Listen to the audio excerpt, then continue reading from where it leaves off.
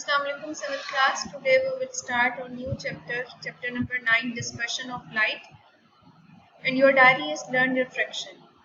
Dispersion of light के topic को अगर हम डिस्कस करें, थोड़ा सा इस टॉपिक के इस चैप्टर के नेम को अगर हम डिस्कस करें तो डिस्पर्शन की टर्म डिस्पर्स से ली गई है। डिस्पर्स का मतलब है स्कैटर हो जाना, बिखर जाना। डिस्पर्शन ऑफ लाइट का मतलब है स्कैटरिंग ऑफ लाइट, के लाइट का बिखर जाना या स्कैटर हो जाना या स्प्लिट हो जाना। डिफरेंट फिनोमेनास आप 6 क्लास के लेवल पर पढ़ चुके हो कि लाइट अगर फॉल करती है किसी ऑब्जेक्ट के ऊपर तो या तो वो एब्जॉर्ब हो जाएगी यानी जज्ब हो जाएगी, कि अगर किसी सरफेस के ऊपर फॉर एग्जांपल ब्लैक सरफेस के ऊपर लाइट रे फॉल करती है तो ब्लैक सरफेस ब्लैक बॉडी उसको एब्जॉर्ब करेगी। ये एक एब्जॉर्प्शन का फिनोमेना। नेक्स्ट, अगर लाइट रे किसी ऑब्जेक्ट के ऊपर फॉल करती है फॉर एग्जांपल ग्लास के ऊपर या ट्रांसपेरेंट मटेरियल के ऊपर तो वो उसके अंदर से पास कर जाती है। This is the second phenomena, that is transmission of light. और थर्ड हम पढ़ चुके हैं रिफ्लेक्शन ऑफ लाइट, कि लाइट रे किसी ऑब्जेक्ट के ऊपर फॉल करती है और वो रिफ्लेक्ट बैक कर जाती है, दोबारा से वापस आ जाती है। जिस तरह से हम मिरर में डिस्कस करते हैं कि इसके ऊपर लाइट रे फॉल करती है और रिफ्लेक्ट बैक हो जाती है। Now we will discuss about refraction, not reflection but refraction. Refraction के बारे में डिस्कस करेंगे। कुछ एग्जांपल्स हम डेली लाइफ से लेंगे। रूटीन लाइफ में आप कुछ चीज़ें ऑब्जर्व करते हो अपने इर्द गिर्द। For example formation of rainbow after rain, बारिश के बाद आप आसमान के ऊपर रेनबो को ऑब्जर्व कर सकते हो, आपको धनक नजर आती है, डिफरेंट कलर्स होते हैं, वो बेसिकली रिफ्रैक्शन के रिजल्ट होते हैं। लाइट रेज रिफ्रैक्ट कर जाती है। हॉट सनी डे में अगर वाटर के ऊपर ऑयल गिर जाता है सनलाइट की प्रेजेंस में तो आप उस ऑयली लेयर के अंदर डिफरेंट कलर्स ऑब्जर्व कर सकते हो। जैसे अगर सड़क के ऊपर कहीं पर ऑयल का लीकेज हो जाता है या पेट्रोल गिर जाता है पानी के ऊपर तो आप उसके डिफरेंट कलर्स को ऑब्जर्व कर सकते हो। जब लाइट रेज फॉल करती हैं उसके ऊपर तो उसके अंदर आप डिफरेंट कलर्स को देख सकते हो। इसी तरह से अगर आप कहीं ट्रैवल कर रहे हो, कहीं जा रहे हो, हॉट सनी डे में आपको ऐसा फील होगा जैसे सड़क के ऊपर पानी है, तो बेसिकली वाटर होता नहीं है, लेकिन रिफ्रैक्शन के प्रोसेस की वजह से आपको ऐसे फील होता है जैसे वाटर मौजूद है। Now we will start refraction. Refraction के टॉपिक को स्टार्ट करेंगे।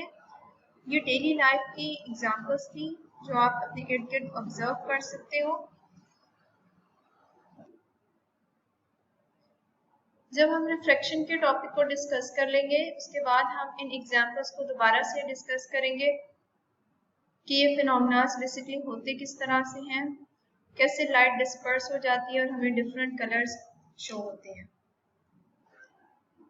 और chapter is dispersion of light. Dispersion का मतलब मैंने आपको पहले भी बताया, डिस्पर्शन का मतलब है स्प्लिटिंग, स्कैटरिंग और सेपरेशन ऑफ लाइट।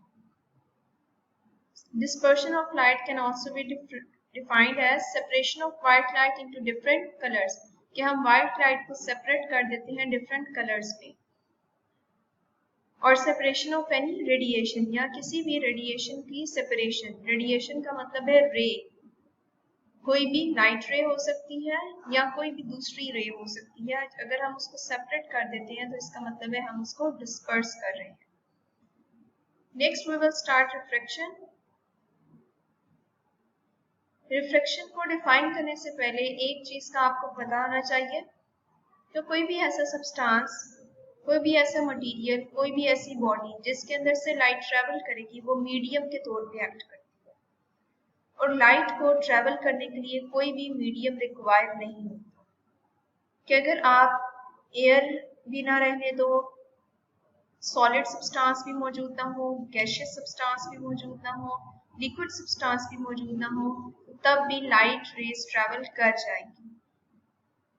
अगर आप इन तीनों स्टेट्स ऑफ मैटर को रिमूव कर देते हो किसी भी चीज में से और फिर उसके अंदर लाइट को पास करवाते हो उसमें से, तो लाइट ट्रैवल कर जाएगी। इस तरह की जगह, इस तरह की ऑब्जेक्ट जिसके अंदर कोई भी चीज ना हो, ना तो सॉलिड हो ना लिक्विड हो ना गैस के पार्टिकल्स मौजूद हो और उसमें से लाइट ट्रैवल कर जाए तो वो कहलाता है वैक्यूम।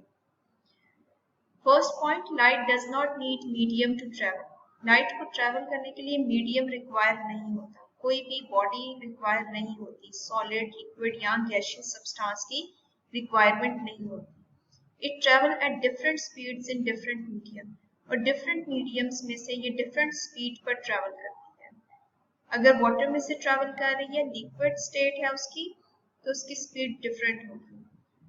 ट्रांसपेरेंट ग्लास में से, प्रिज्म में से पास कर रही है, स्पीड चेंज हो जाएगी। एयर में से ट्रैवल कर रही है, स्पीड चेंज हो जाएगी। वैक्यूम में है, वैक्यूम का मतलब है नथिंग, कुछ भी ना हो, कुछ भी ना हो, तो वहां से अगर लाइट रे ट्रैवल करेगी तो उसकी स्पीड डिफरेंट होगी। And light travel fastest through vacuum. Vacuum में से लाइट के ट्रैवल करने की स्पीड सबसे ज्यादा होगी।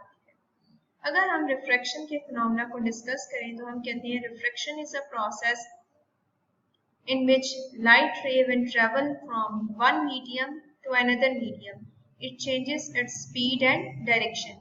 जब लाइट रे एक मीडियम से दूसरे मीडियम में ट्रैवल करती है तो ये अपनी डायरेक्शन को और अपनी स्पीड दोनों को चेंज कर लेती है, जैसे आप इस डायग्राम में देख सकते हो। लाइट रे यहाँ से फॉल हुई इस प्रिज्म पे, पहले ये ट्रैवल कर रही थी एयर से, एयर से जैसे ही ये प्रिज्म में एंटर होगी इसकी डायरेक्शन चेंज हो गई। अब इसको यहाँ से सीधा स्ट्रेट मूव करना चाहिए, लेकिन लाइट रे क्योंकि रिफ्रेक्ट हो रही है तो ये अपनी डायरेक्शन को चेंज कर रही है।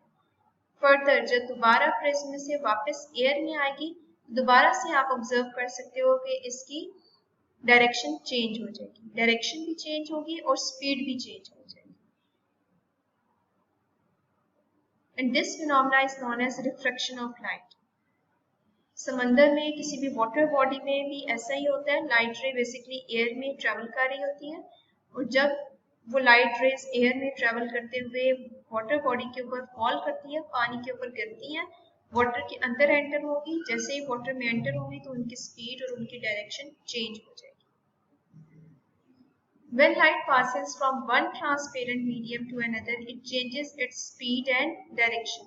Transparent का मतलब है शफाफ, यानी जब लाइट पास करेगी एक शफाफ मीडियम से एक ऑब्जेक्ट से दूसरे ऑब्जेक्ट में तो ये अपनी स्पीड और डायरेक्शन दोनों को चेंज कर देगी।